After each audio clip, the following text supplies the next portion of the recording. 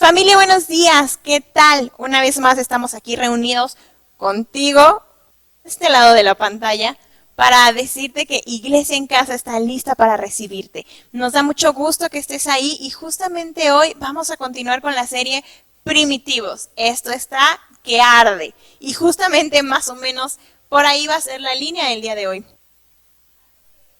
Que a lo mejor no hemos abordado porque capítulos o los primeros versículos del libro de Hechos, recuerdan que estamos leyendo juntos Hechos, habían pasado muchas cosas increíbles, muy buenas, padrísimas, y de repente pareciera que estamos hablando de un cuento ideal.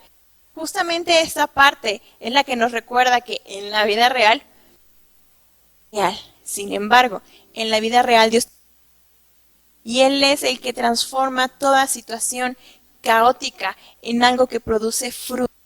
Y ese fruto nos ayuda a nosotros a meditarnos en él, y por supuesto a compartirlo con otros. Más o menos vamos a ir hoy y justamente el tema es derribar destruidos. Entonces, ¿qué te parece si oramos que Dios nos guíe y muestre su en este aspecto? ¿Qué quiere enseñarnos en esta serie? Primitivos, siguiente capítulo. ¿Oramos? Gracias, Señor, porque tú eres bueno, porque tú eres el que guía nuestra mente y nuestro corazón de acuerdo a tu voluntad. Instrúyenos, dirígenos y haznos recordar tu amor, tu misericordia. Haznos recordar que aún nos sostienes en medio de cada circunstancia difícil. En el nombre de Jesús. Amén. Y justamente abrir este tema, este pasaje en donde nos estamos situando en este momento de la historia, quiero que recordemos o abramos más bien nuestra Biblia. Me encantaría que si tú estás en casa te dispongas como si estuvieras presencialmente también con nosotros. Entonces busca rapidísimo o buscan en el celular como mejor te acomodes, pero acompáñame a buscar segunda carta a los Corintios capítulo 4 versículo 8 y 9. Y es algo que quiero que atesores en tu corazón porque puede ser tu estandarte en tiempos de tormenta.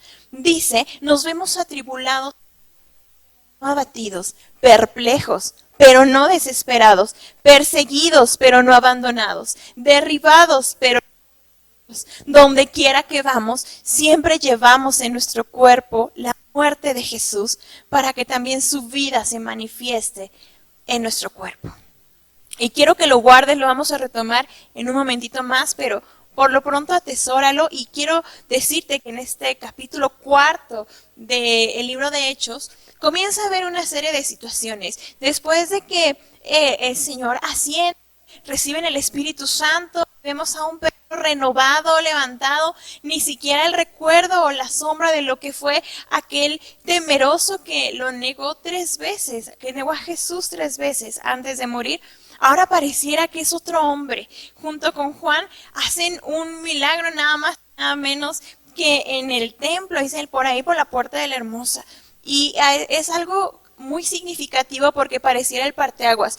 En lo que había estado haciendo el Espíritu Santo, primero era como un poco más local y cuando salieron decían que las personas vieron el testimonio porque escuchaban las buenas noticias en su propio idioma y como que se empezó a esparcir esta nueva revolución que estaba trayendo el evangelio, porque créeme, cuando el evangelio llega a un lugar causa revuelos, sacude cimientos, transforma vidas, mentes, corazones, y eso es justo lo que estaba pasando en este momento. Entonces había sido todavía un movimiento un poquito más, sin embargo Pedro ya había salido a predicar a la multitud. Y después hace un milagro. Recuerden que era una señal que había dicho Jesús, que a los que le creen, le seguirían los milagros y las señales. Entonces, ni tardo ni perezoso, esto comienza a pasar en la vida de aquellos primitivos, aquellos primeros en proclamar la verdad de Jesús. Pero como no todo puede ser miel sobre hojuelas, porque sabemos que no es así en toda situación, justamente en este momento comienza algo que nosotros podemos identificar, de hecho histórico, como la persecución. Algo por lo cual se vieron enfrentados a circunstancias no antes vistas por proclamar la fe en la que creían, justamente se vieron confrontados a nuevas realidades y nuevas situaciones que antes no enfrentaban. Algo que podemos entender de este punto es que la gloria de Dios se hizo manifiesta y cercana, algo que había estado anunciando Juan el Bautista, que el reino de los cielos se estaba acercando. Jesús les dijo, ya está aquí, y ahora lo vemos entrar en acción como antes no había sido visto a través de otras personas. Jesús hizo muchos milagros y fue el que abrió, fue la punta de lanza que abrió toda esta brecha, que abrió este mar para que toda la iglesia después fuera cimentada y creciera en él.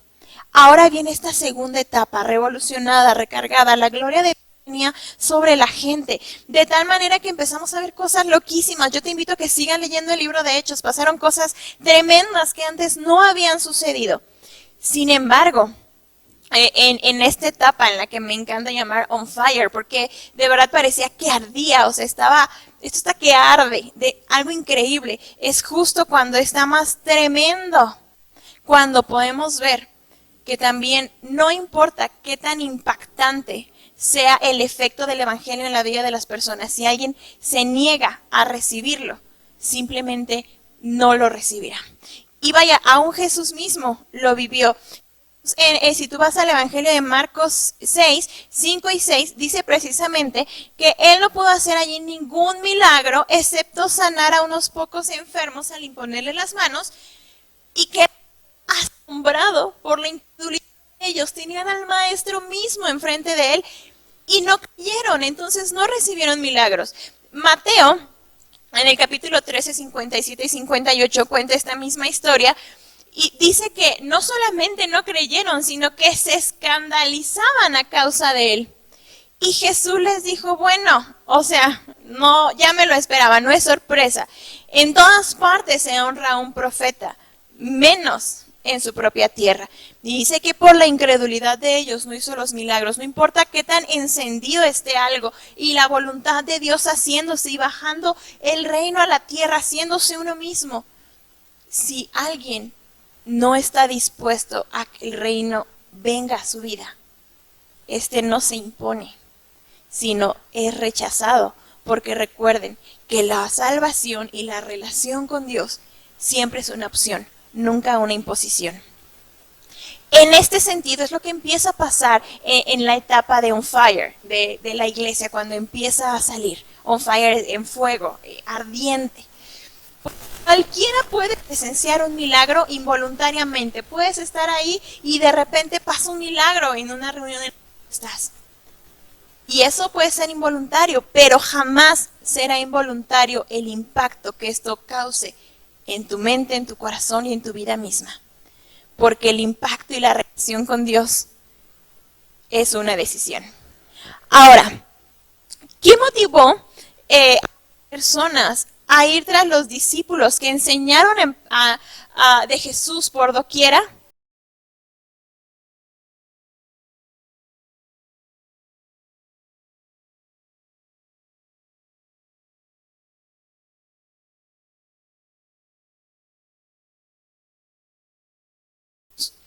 Dice Hechos 3 del 1 al 10 que un día Pedro y Juan iban subiendo como a eso de las 3 de la tarde, que es la hora de la oración, o sea, estaba a reventar, porque ellos eran muy metódicos en esto. Entonces ellos seguían orando, seguían clamando, pues suben al templo a la hora de la oración y justamente entran por la puerta de la Hermosa, que es lo que yo te estaba contando. Por si es la primera vez que escuchas algo similar, te quiero contar la historia rapidísimo. Dice que había un hombre en la puerta de la Hermosa, en una puerta del templo, un acceso, que estaba lisiado de nacimiento, y dice que todos los días lo dejaban allí para que pidiera dinero a los que estaban entrando al templo. Entonces, cuando vio a Pedro y a Juan, evidentemente les pide limosna, pero Pedro y Juan, mirándolo, le pidieron esto: primero, míranos, porque te saca de tu ensimismamiento. El evangelio es así, el no encuentro con Jesús es así. Tú vas en tu rollo, en tu mundo, y no puedes involuntariamente decir, y de repente no sé cómo, ya estoy aquí con Dios. Es una decisión. Entonces ellos les dicen, míranos.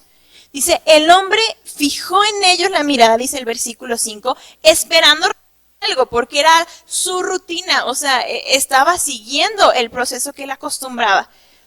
Y Pedro le dice, mira, mano, no plata ni oro, o sea, tú y yo andamos más, pero gracias a Dios, o sea, no pidiendo limosna económicamente. Dice, pero lo que tengo que te doy. Ya no solo eran sus palabras, ahora iba a suceder algo importante. Le dice, en el nombre de Jesucristo de Nazaret, levántate y anda. Que no solo le bastó darle la instrucción, sino se involucró, lo tomó de la mano derecha, lo sostuvo, y dice que al instante sus piernas recobraron fuerza. Él se levantó y dice de un salto se puso de pie y él comenzó a alabar a Dios por esto mismo. Evidentemente dice el versículo 9 que cuando el pueblo lo vio caminar y alabar a Dios, lo reconocieron, dijeron, este es el cuate que estaba en la entrada del templo. Claro que sabemos quién es.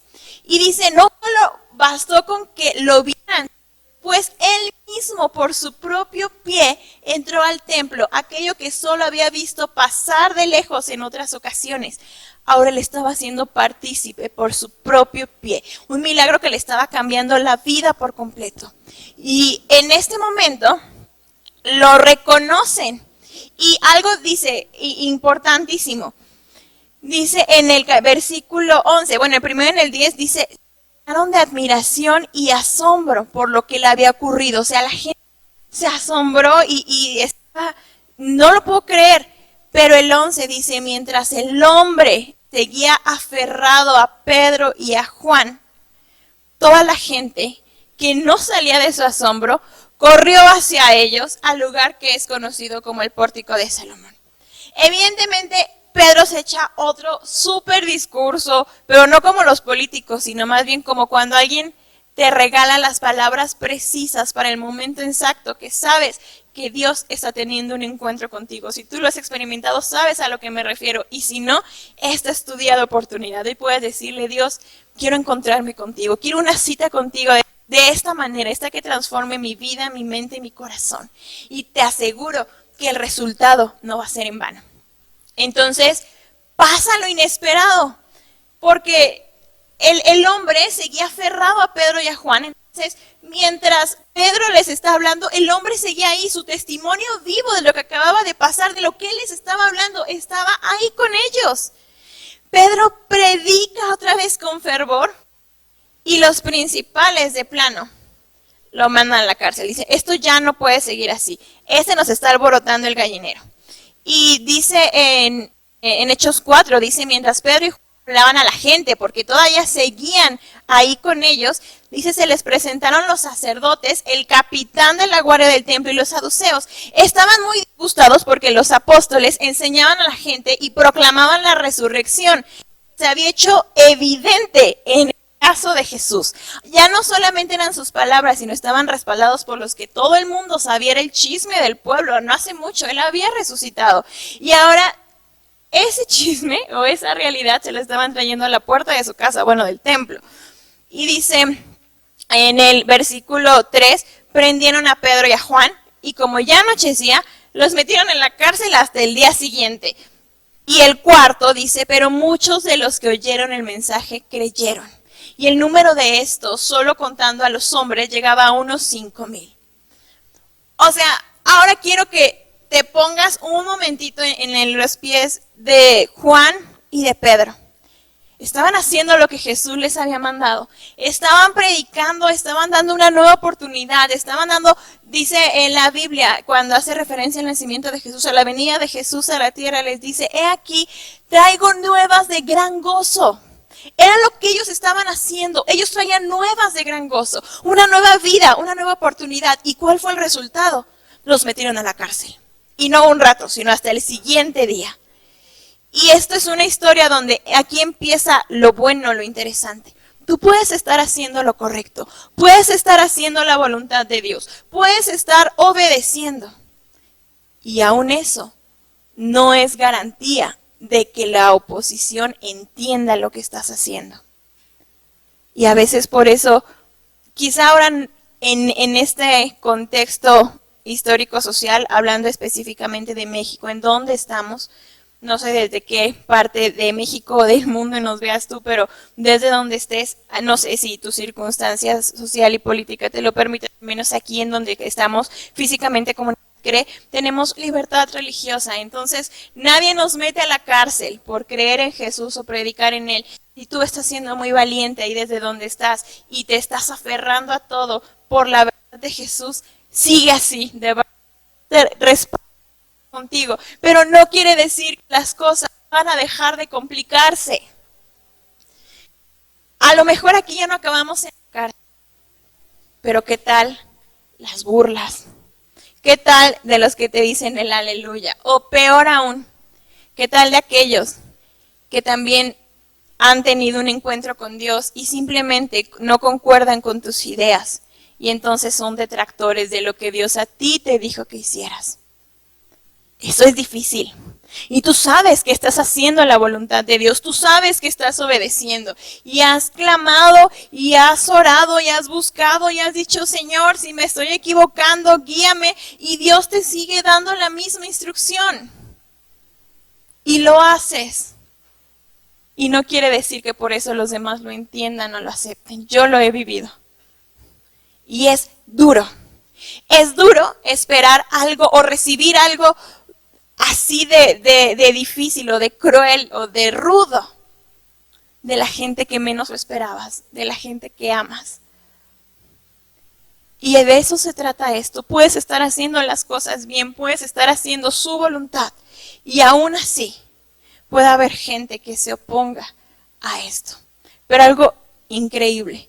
Dice Hechos 4 también en el versículo 13, los gobernantes, a ver la osadía con la que hablaban Pedro y Juan, y al darse cuenta de que eran gente sin estudios ni preparación, asombrados y, ojo, reconocieron que habían estado con Jesús. No eran sus muchas palabras, no era el que jalaran gente, no era su estilo, no era algo más, sino dijeron, ellos han estado con Jesús, ellos vivieron con Jesús. Yo lo recuerdo y yo lo tengo presente porque es algo que se refleja.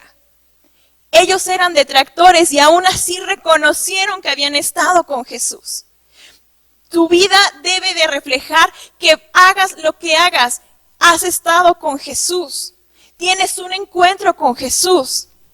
Porque si no, entonces yo te llevaría a preguntar, ¿de veras lo has tenido? ¿De veras estás haciendo su voluntad? Y si sabes que es así, tu vida refleja al Maestro y entonces vas por buen camino, aunque otros no lo entiendan. Y además, algo increíble, versículo 14. Como vieron que los acompañaba el hombre que había sido sanado, no tenían nada que alegar. Cuando la gente ve el fruto, el producto de lo que Dios está haciendo en ti y a través de ti, no tienen nada que alegar porque se acaban las palabras. Pueden seguir persiguiendo, pueden seguir confrontando, pueden seguir deteniendo. Sin embargo, cuando ven el respaldo, se acaban las palabras. No puedes contra eso.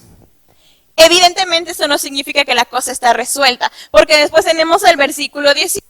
Dice que los llamaron y les ordenaron terminantemente que dejaran de hablar y del nombre de Jesús. Recuerden que para los judíos, no me voy a meter en esto porque es muy amplio el tema, pero el nombre era de un peso significativo. De hecho, el nombre de Dios era un sonido más bien gutural, más que una palabra, porque el simple hecho de pronunciarlo era casi un sacrilegio, si no es que un sacrilegio. Entonces, el nombre pesaba y Jesús quería decir Salvador. Y todo el peso que esto conllevaba y el rescate, les ordenaron que dejaran de hablar de Jesús. Pero después de nuevas amenazas, porque ya los habían amenazado antes, los dejaron irse.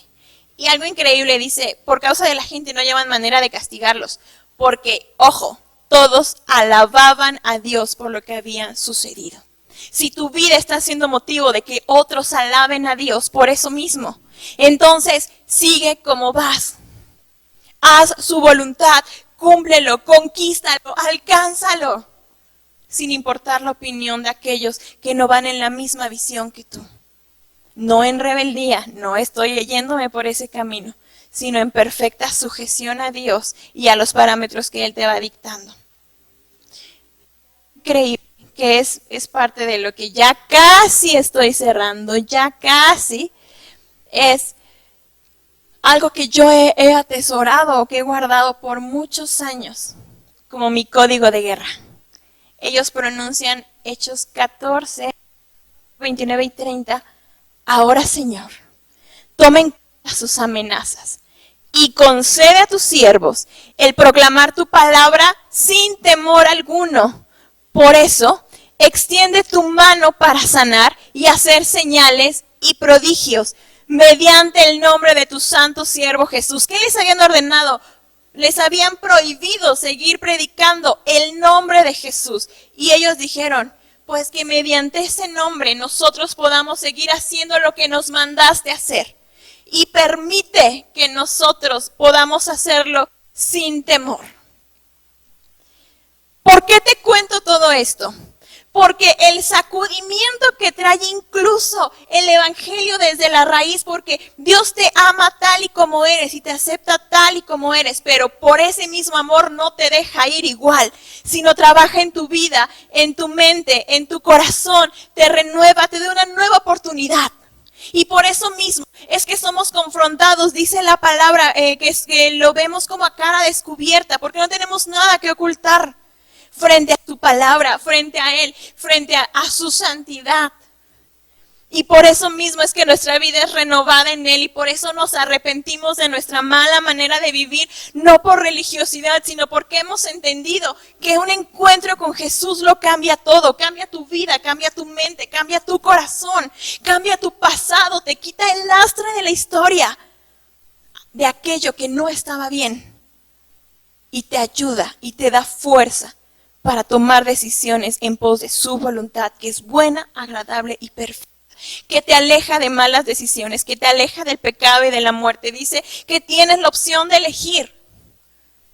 Y cuando el evangelio viene y trae ese sacudimiento, remueve incluso la zona de confort de otros. Y esto causa incomodidad. Y la incomodidad causa inconformidad. Y la inconformidad causa problemas para quienes se oponen. Y esto es justo lo que pasó en este punto de la historia. Estaba incomodando a aquellos que sabían hacer las cosas de un modo distinto. Y entonces empezaron los problemas. Y empezó la cárcel. Porque primero no fue el Imperio Romano quien fue por ellos. A veces estamos muy mentalizados y las películas así nos lo han vendido porque en parte es cierto, pero esto es una historia, una parte de la historia posterior. Pero en el inicio, los que lo persiguieron no fueron los romanos, no fue un imperio, no fue algo ajeno, fueron los de casa, los cercanos, los que les habían abrazado, los que les habían instruido, fueron los primeros en perseguirlos, en meterlos a la cárcel. Sin embargo, vemos que esto mismo fue el comienzo de historias mucho más grandes. Me encantaría leerte todavía muchas más cosas. En el capítulo, por ejemplo, en el versículo 12, por medio de los apóstoles, hacían muchas señales y prodigios entre el pueblo y todos los creyentes se reunían de acuerdo en el pórtico de Salomón. ¿Te acuerdas en donde había predicado Pedro? En el pórtico de Salomón. Bueno, ahora ellos ahí se reunían. Y dice, y nadie entre el pueblo se atrevía a juntarse con ellos, aunque los elogiaban, porque sabían que el peso de gloria, ya que aquello que estaba sacudiendo la historia, era tan palpable en ellos, emanaba lo que ellos no entendían como la presencia de Dios, que después ellos mismos iban a disfrutar.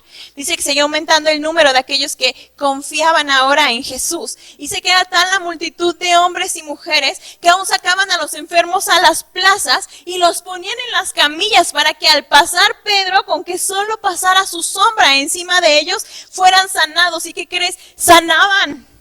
Ya no eran supersticiones, ya no eran fábulas, ya no eran cuentos, ya no era el mito de un estanque en Bethesda o en cualquier otro lugar. Ellos lo estaban viendo el nombre que es sobre todo nombre en acción. No eran solo palabras, eran las señales que Jesús había prometido. Y también decía que de los pueblos vecinos de Jerusalén había una revolución que estaba sacudiendo la historia, pero el precio era muy alto y apenas era el inicio. Se estaba viviendo algo nunca antes visto.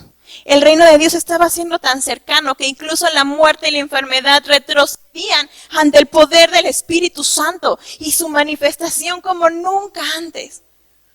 Pero no todos estaban dispuestos a recibir este cambio. Hechos 5:17 dice: el sumo sacerdote y todos sus partidarios que pertenecían a los saduceos se llenaron de envidia. Entonces arrestaron a los apóstoles y los metieron en la cárcel común. Pero en la noche un ángel del Señor abrió las puertas de la cárcel y los sacó. Y pasan muchas cosas. Y después, cuando los buscan, resulta que ya estaban afuera otra vez hablando de Jesús. Y después de esto, los vuelven a llamar al consejo, los azotan, los sacan y ellos salen llenos de gozo, dice el versículo 41. Así pues los apóstoles salieron del consejo llenos de gozo por haber sido considerados dignos de sufrir afrentas por causa del nombre. Los detractores no van a renunciar, pero tú puedes decidir renunciar o seguir adelante con todo esto. La envidia es la mecha de la dinamita, al menos en esta historia. Fue el factor que desató todo lo demás. Pero tú puedes elegir hacer lo correcto. Puedes elegir seguir la instrucción de Dios o puedes simplemente renunciar. La oposición va a continuar, pero tú debes tomar una decisión. Quiero finalizar con algo muy simple. Entonces, ¿cómo enfrento la oposición? ¿Qué hago? ¿Recuerdas lo que te leí de guerra? Señor, toma en cuenta sus amenazas y concede a tus siervos. Al parecer, los que estaban sufriendo pidieron dos cosas, pero te va a sorprender lo que pidieron. Quiero que lo leas con detenimiento, porque una la pidieron para ellos y otra para otros más. Ellos no pidieron que se acabara esta batalla, sino pidieron valor para poder seguir peleando con la espada en la mano. Concede a tus siervos, dice, el proclamar tu palabra sin temor alguno. La primera petición fue: no me voy a rendir, ayúdame a vencer el temor. Y después Pablo lo diría: porque Dios no nos ha dado un espíritu de cobardía, sino de poder, de amor y de dominio propio, porque era algo que la iglesia ya había entendido. Y en segundo lugar, ellos piden la intervención de Dios, pero no contra sus detractores, sino en favor de aquellos que iban a bendecir a otros, mientras ellos seguían cumpliendo la voluntad de Dios. Por eso le dice: sigue sanando, sigue haciendo milagros, sigue extendiendo tu mano a favor de aquellos que van a recibir tu palabra. Y nosotros seguiremos haciendo nuestra chamba. Seguiremos trabajando, seguiremos labrando, seguiremos pagando el precio. Denos la fuerza y el valor para poder seguir haciéndolo. ¿Sabes?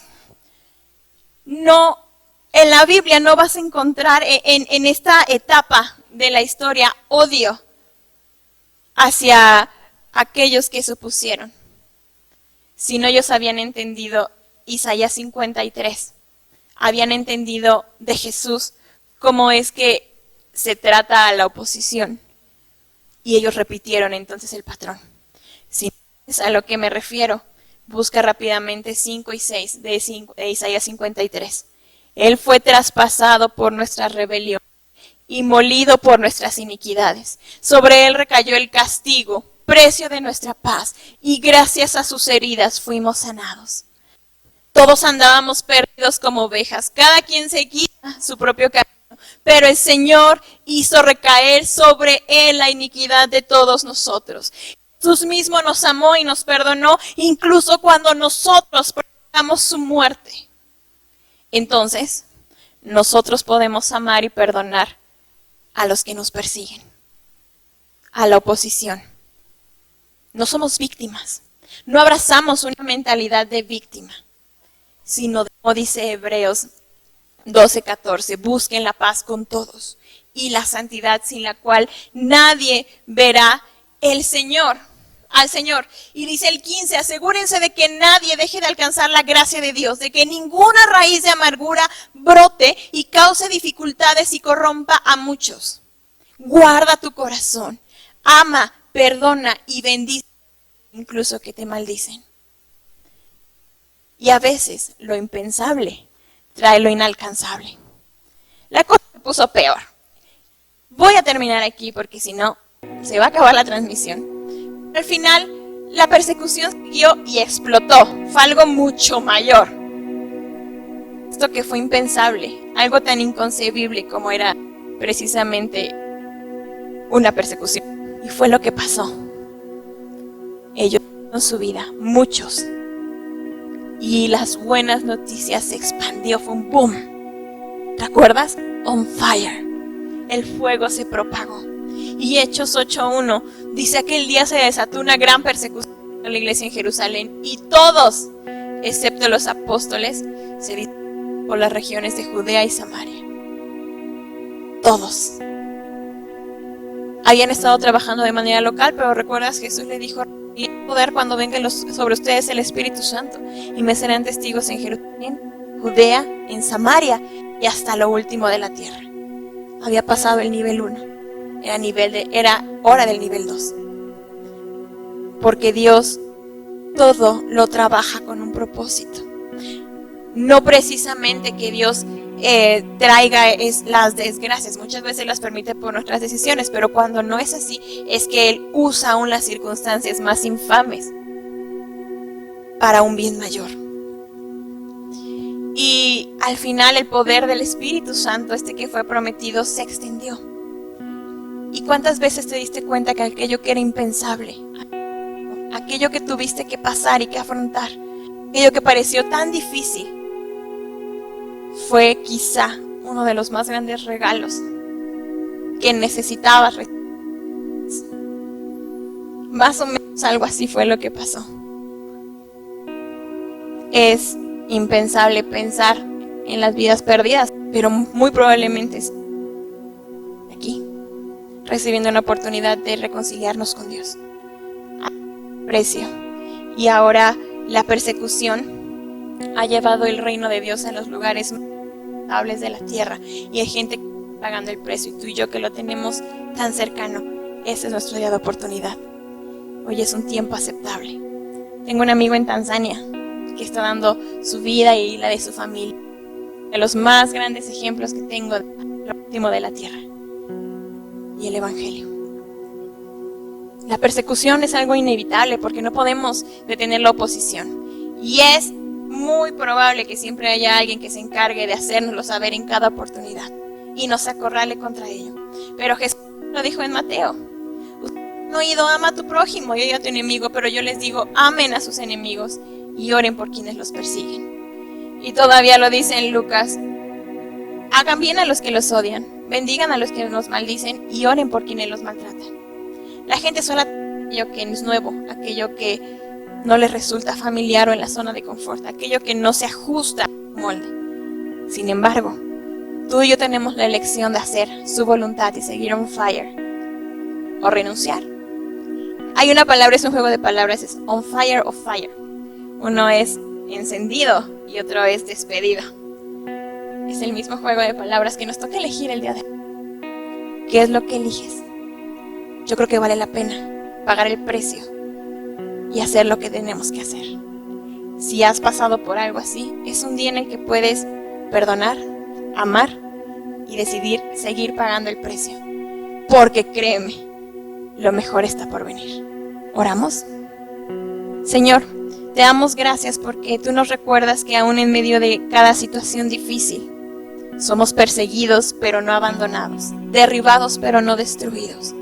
Somos conscientes de que tú tienes planes de bien y no de mal para nosotros, conforme el fin que esperamos, dice tu palabra, para darnos un futuro y una esperanza en Jeremías 29. Y entendemos que en eso son planes que salen de nuestro entendimiento y nuestro conocimiento, pero te rogamos que sobre nosotros sea, como decía el salmista, te haré entender y te enseñaré el camino por el que debes andar, sobre ti fijaré mis ojos. Y también te ruego por cada persona que se está conectando hoy desde casa.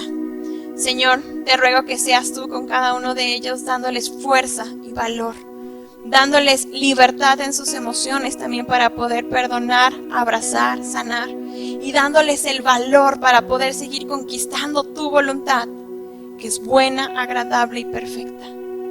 Y ayúdanos a disponernos a complacerte con nuestras decisiones y con eso que has puesto en nosotros, porque en ti nuestra vida está segura, porque aquí o allá seguro nos veremos contigo. Gracias por tu amor. Queremos seguir on fire, encendidos, atrapados por ti. En el nombre de Jesús.